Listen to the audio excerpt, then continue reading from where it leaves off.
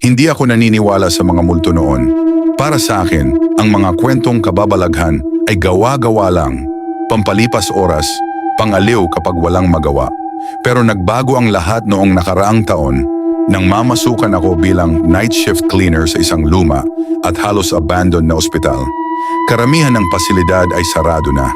Lumipat na ang mga pasyente at doktor sa bagong gusali. Ang natitira na lang ay ilang wards, ang ER at ang pharmacy. Ngunit ang lumang bahagi ng ospital, lalo na ang ikatlong palapag, ay parang nilamon ng katahimikan at dilim. Ang shift ko ay 10 ng gabi hanggang 6:00 ng umaga. Tahimik, malamig, walang halos tao. Maganda sana kung hindi lang nakakakabalisa ang bawat sulok. May mga yabag sa pasilyo kahit wala namang dumadaan, mga bulong na parang humahabol sa'yo pero biglang nawawala kapag lumingon ka. Pero may isang patakaran na paulit-ulit na binilin sa akin ng supervisor. Huwag na huwag kang papasok sa room 316. Hindi ko tinanong kung bakit. Bawat daan ko sa hallway ay nakikita kong laging nakakandado ang pinto. May kalawang na kadena, may lumang karatula. Strictly no entry. At kahit hindi ko alam ang dahilan, pakiramdam ko ay may nakatingin mula sa loob na parang may inaantay. Isang gabi, malakas ang ulan, bumigay ang generator, lumusong ang ospital sa kadiliman. Nasa ikalawang palapag ako noon, naglilinis malapit sa mga lumang operating room. Mahina ang ilaw ng aking flashlight, nanginginig ang liwanag na parang may gusto ring sumuko. Walang signal ang telepono ko, walang ibang tao, walang ingay. Maliban sa ugong ng hangin at lagitik ng sahig, hanggang sa may marinig akong ingay. Tok, tok, tok. Maingat, mabagal, parang may kumakatok na walang balak tumigil. Sinundan ko ang tunog. Unti-unti akong umaakyat, hanggang ikatlong palapag. Sa bawat hakbang ko, lumalamig ang hangin. Namimilog ang hininga ko sa hangin, tulad ng nasa loob ako ng freezer. Amoy ko ang bulok na laman, parang may nabubulok sa loob ng pader. At ang kumakatok, tok, tok, tok. Diretso sa room 316. Tinutulak ako ng utak ko pabalik, pero ang mga paa ko parang hinihila pa sulong. At pagdating ko sa harap ng pinto, wala na ang kadena. Kung ilang linggo ko nang nakikita ang mga iyon, baklas na ngayon nakalugmok sa sahig. Ang pinto, bahagyang nakasiwang. Parang nag-aanyaya, parang matagal na akong inaantay. Dahan-dahan ko itong binuksan. Kumalabog ang kalawang. Bumungad sa akin ang loob. Walang kama, walang kurtina.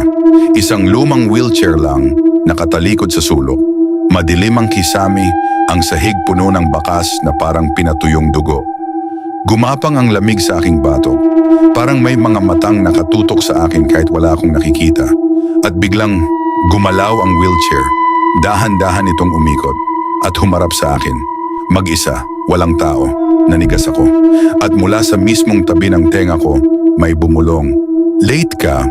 Tumalo ng puso ko. Umikot ang flashlight sa buong kwarto. Pero walang tao. Walang kahit sino. Tanging ang wheelchair lang, nakatingin sa akin na parang iniimbitahan akong umupo. At hindi ko alam kung bakit. Lumapit ako, dahan-dahan. Parang may humihila sa akin, hanggang sa umupo ako. Pagkakadikit ko sa malamig na upuan, biglang nagbago ang paligid. Nawala ang sira-sirang pader, naging maliwanag ang sala.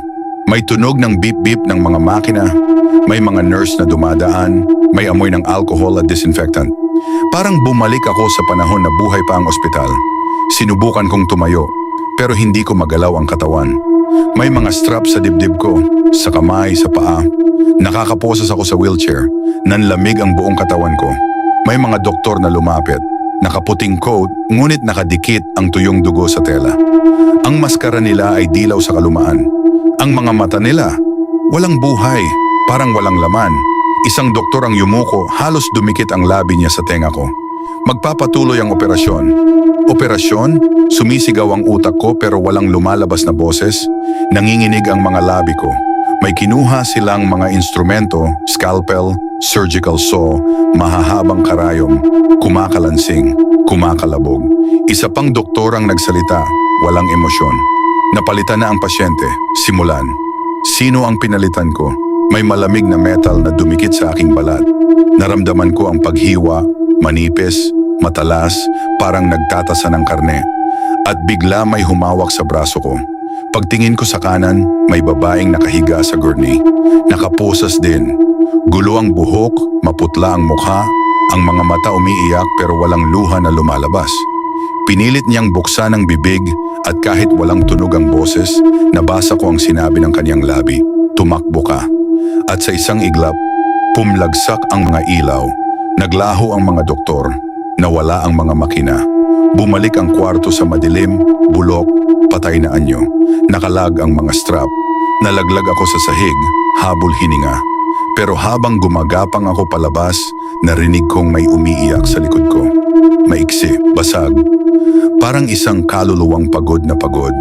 Paglingon ko, ang babae ay naroroon pa rin, pero bulok na ang mukha. Umiitim ang mata. Parang bangkay na matagal nang nilalamon ng dilim. Dahan-dahan siyang lumapit, gumagapang, hinihila ang sarili papalapit sa akin. Sa basag at paos na boses, bulong niya, "Hindi ka nila papauwiin." Paglingon ko sa pinto, nakasara na ito. Nawala ang siwang. Narinig ko ang kalansing ng kadena, ibinalik, isinara, ikinandado. Naiwan ako sa loob. At mula sa kadiliman ng kwarto, naramdaman ko silang dumarami. Mga yabag, mga puting coat, mga blades na sumisinag. At ang huling narinig ko bago tuluyang magdilim ang paningin ko, simula ng operasyon. Kung may ibabahagi akong aral, isa lang. Kung sakaling mapadpad ka sa lumang ospital sa gitna ng gabi at makarinig ka ng katok mula sa saradong kwarto, huwag mong buksan. Hindi lahat ng pinto ay para sa buhay.